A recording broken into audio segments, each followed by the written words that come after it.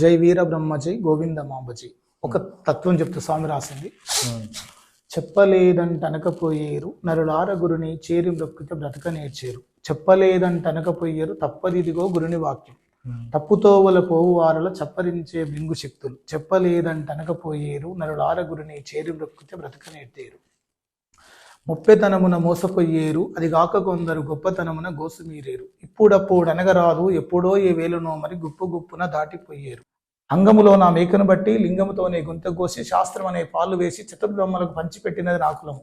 ఇంటి లోపలను ఇల్లు కట్టుకుని వంట లోపల రాట్నం లోపల కంటి లోపల కుదురు పెట్టుకుని చెవిలో బాగా చేతికి తీసుకుని నారాయణ నరము తీసుకుని అష్టాక్షరిని తడక వేసుకొని పంచాక్షరిని మంచి తీసుకొని తదిమిక గుబ్బదెబ్బ ఏకిన కులమే నాకులము దూదేకిన కులమే నాకులము.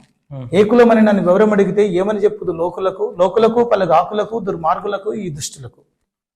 ఇట్లా స్వామివారు ఆ రోజుల్లో చెప్పారు. ఇంకా ఆయన తత్వాలు రవలకొండలో ఉన్నప్పుడే కాలజ్ఞాన తత్వాలు భజన తత్వాలు కీర్తనలు రాశారు.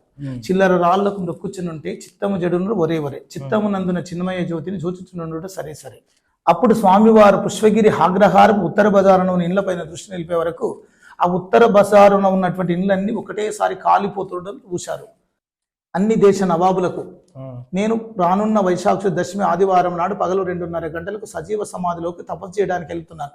అందరు భక్తాదులందరూ కందిమల్లయ్యపల్లికి వచ్చి నా సజీవ సమాధి దర్శించుకొని పోయిన వారికి ఎన్ని జన్మల పుణ్యమున్నో అందరూ రండి. అప్పుడు నా సజీవ సమాధి దర్శించిన వారికి ఏ కష్టం ఏదున్నా నన్ను దర్శించుకున్న వారికి అన్ని శుభం జరుగుతుందని చెప్పినప్పుడు కందిమల్లయ్యపల్లి వైశాఖ నవమి నాడు లక్షలాది మంది హైదరాబాద్ నవాబు, కడప నవాబు, కర్నూలు నవాబు దేశ నలుమూలల నుంచి వచ్చి కందిమల్లయ్యపల్లి రెండో వైకుంఠం అన్నట్లుంది. ఆ రోజు నాడు స్వామివారు చెప్పిన విధంగా సిద్ధయ్యను బనగానిపల్లికి పూలకు పంపి వైశాఖ దశమి నాడు కందిమల్లయ్యపల్లి 2:30 గంటలకు సజీవ సమాధి నిష్టలో మంచినీళ్ళ జ్యోతి వెలిగించుకొని ఆ సమాధిలో తపస్సులు కూర్చున్నారు. అప్పుడు సమాధి పైన అక్కడ ఉన్నటువంటి వాళ్ళు బండబెట్టి స్వామి సమాధి కాడ లక్షలాది మంది దర్శించుకొని పూజించుకున్నారు. అప్పటి జ్యోతి ఈ రోజు వరకు ఇప్పటి వరకు వెలుగుతూనే ఉన్నది. ఆ జ్యోతిని దర్శించుకున్న వాళ్ళకు ఎన్ని జన్మల పుణ్యం ఉన్న వాళ్ళు దర్శించుకుంటారు. నేను కూడా చాలా సార్లు 100ల సార్లు పోవడము ఆ స్వామి సమాధి దర్శించుకోవడం జరిగింది. ఇది వీరబ్రహ్మేంద్ర స్వాముల వారి జీవిత చరిత్ర లోని మాధుర్యం అనమాట. జై వీరబ్రహ్మజై గోవింద మాంబజై. జై వీరబ్రహ్మజై జై ఈశ్వరాంబజై. ధన్యవాదాలు స్వామి.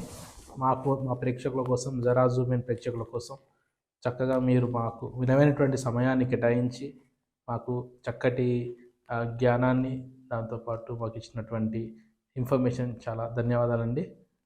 నమస్కారం.